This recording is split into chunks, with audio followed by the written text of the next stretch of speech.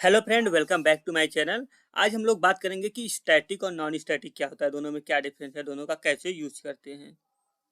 Video start करने से पहले अगर आप मेरे चैनल पर नए हैं तो चैनल को सब्सक्राइब कर दीजिएगा और वीडियो को लाइक कर दीजिए। चलिए वीडियो स्टार्ट करते हैं।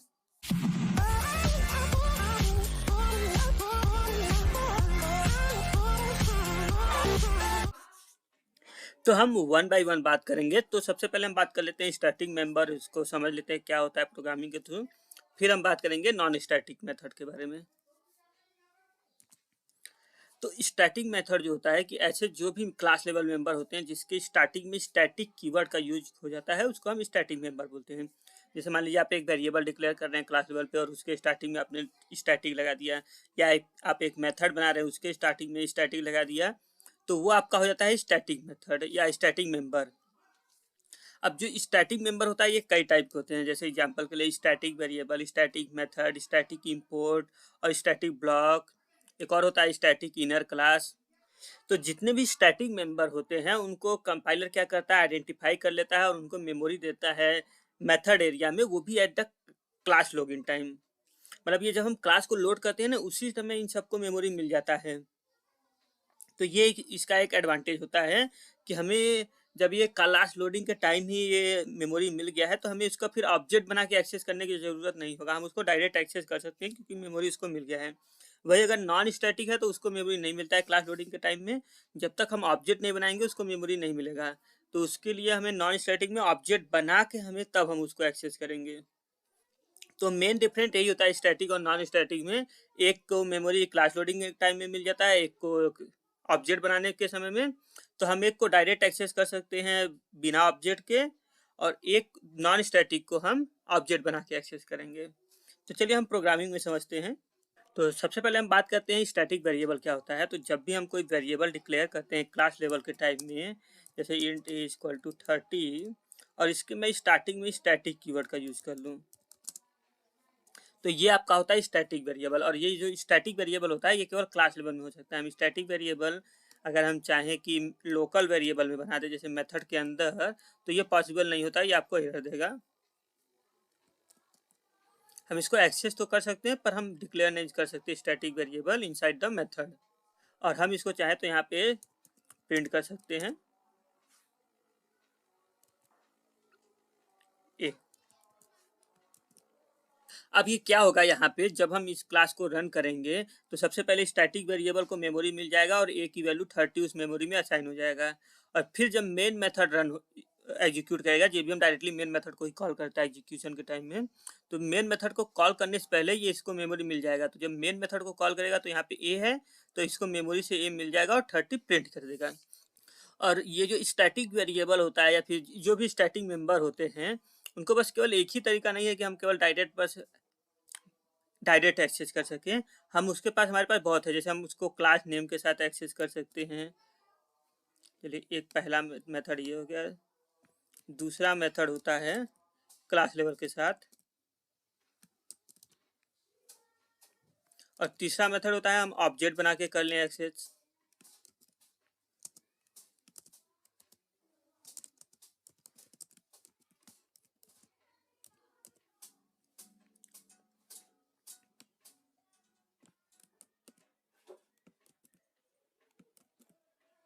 ये आपका तीसरा मेथड हो गया। और चौथा होता है नल रेफरेंस। नल रेफरेंस का मतलब ये होता है कि हम एक क्लास लेवल का रेफरेंस लें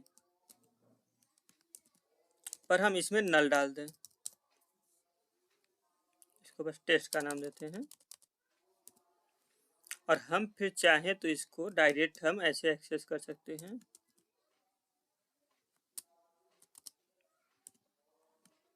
एक स्टैटिक वेरिएबल को एक्सेस करने का चार तरीका है। पहला तरीका है आप डायरेक्ट एक्सेस कर लीजिए। दूसरा तरीका है क्लास लेवल के साथ एक्सेस कर लीजिए। तीसरा तरीका है ऑब्जेक्ट बना के एक्सेस कर लीजिए।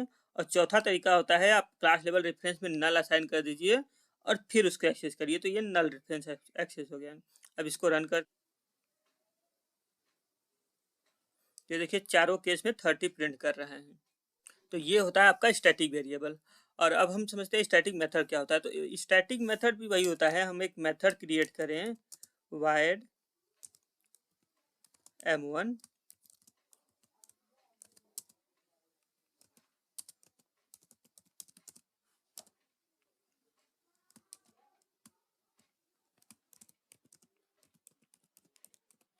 मैंने यहाँ पे एक मेथड क्रिएट किया और इसके स्टार्टिंग में मैं स्टैटिक कीवर्ड का यूज कर लेता हूँ। तो ये हमारा क्या हो गया, एक स्टैटिक मेथड हो गया। अब इस स्टैटिक मेथड को भी हम वैसे ये चारों तरीके से एक्सेस कर सकते हैं। तो अब हम इसको चलिए डायरेक्ट M1 को एक्सेस करके देख लेते हैं।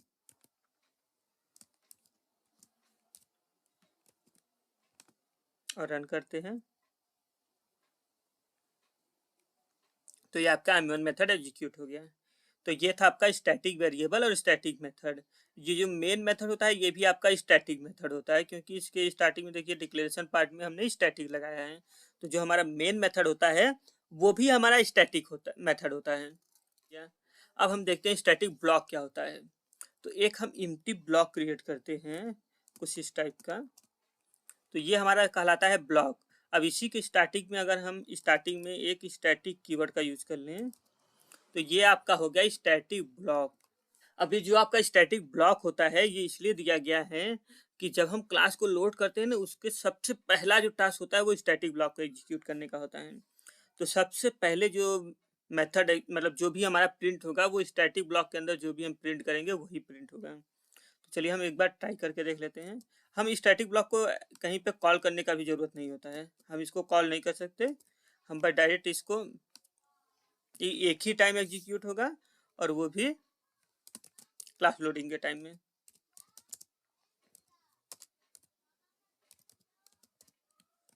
अब इसको मैं रन करता हूँ, इसको मैं स्टैटिक को कहीं कॉल नहीं किया हूँ, मैं डायरेक्टली रन कर रहा हूँ।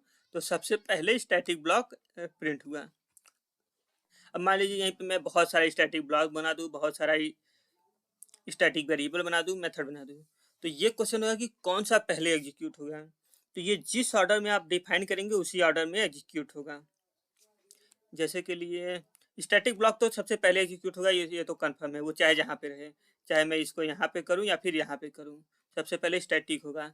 फिर स्टैटिक वेरिएबल में वो जिस ऑर्डर में स्टैटिक वेरिएबल और जिस ऑर्डर में स्टैटिक मेथड है उसी ऑर्डर में उसको इनिशियलाइज और मेमोरी मिलता रहेगा।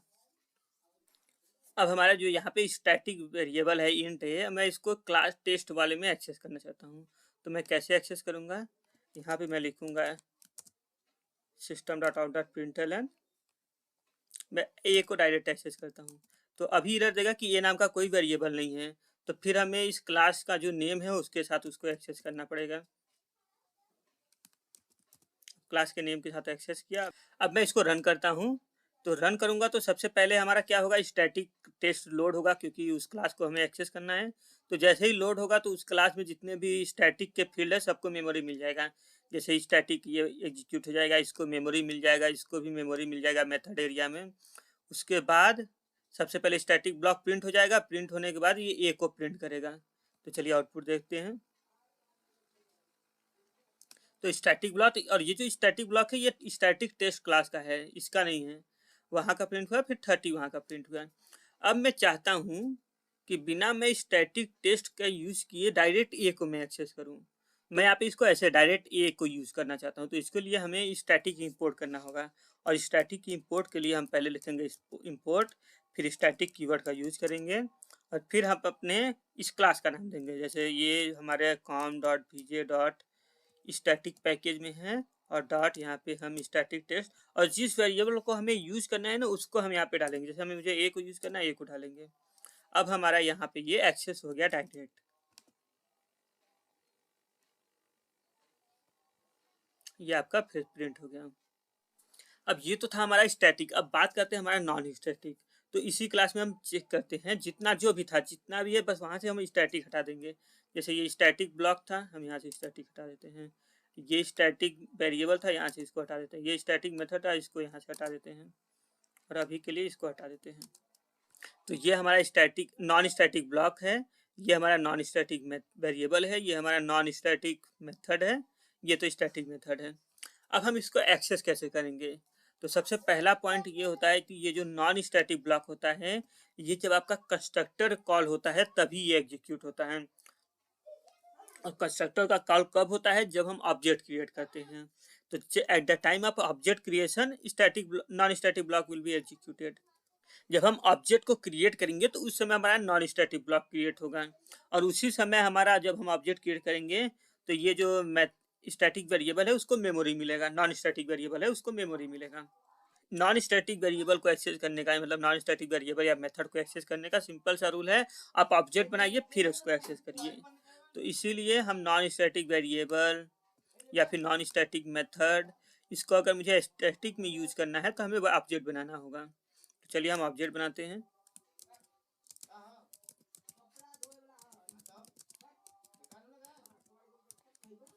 तो अभी देखिए मैंने ऑब्जेक्ट बनाया, कुछ कॉल नहीं किया है। अब मैं इसको एग्जीक्यूट करूंगा तो आपको पता है जब भी हम ऑब्जेक्ट क्रिएट करते हैं नॉन स्टैटिक ब्लॉक कॉल हो जाता है, तो हमारा इस समय नॉन स्टैटिक ब्लॉक कॉल होना चाहिए।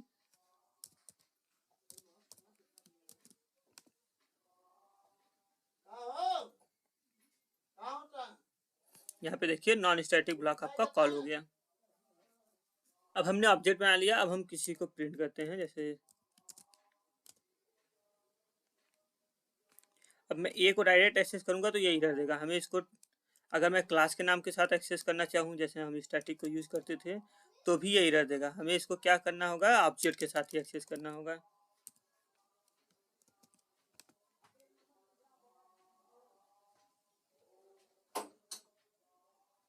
ये आपका 30 प्रिंट हो गया।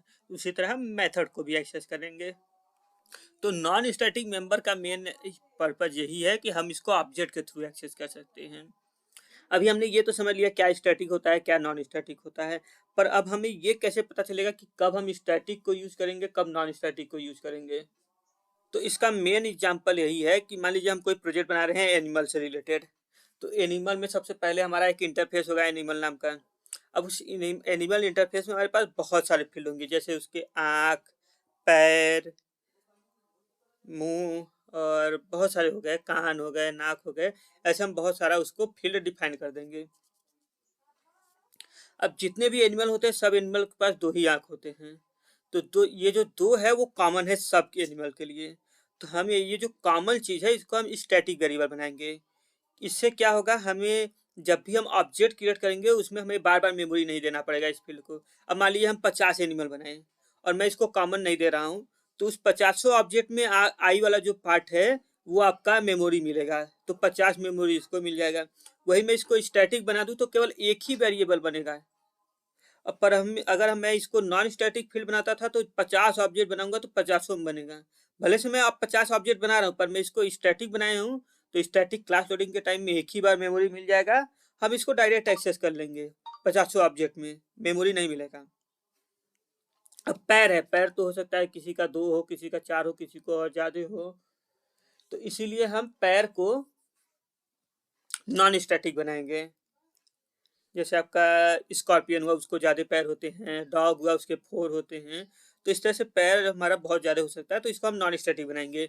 और नॉन स्टैटिक बनाने के बाद जब हम ऑब्जेक्ट बनाएंगे किसी एनिमल का, जैसे मैंने डॉग का ऑब्जेक्ट बनाया, तो जब मैं डॉग का एनिमल बनाऊंगा, आई हमारा स्टैटिक वेरिएबल है उसको ऑलरेडी मिल चुका है। पैर के लिए मैं यहाँ पे 4 असाइन कर दूंगा, स्कॉर्पियन है तो उसको 6 असाइन कर दूंगा।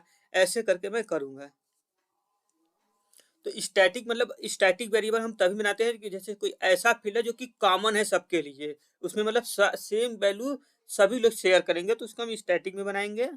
और मान लीजिए आपको ऐसा है कि ऑब्जेक्ट बाई ऑब्जेक्ट चेंज होगा। तो ये था हमारा स्टैटिक और नॉन स्टैटिक के बारे में। तो आज के लिए इतना ही, मिलते हैं अगले वीडियो में। तब तक के लिए बाय बाय।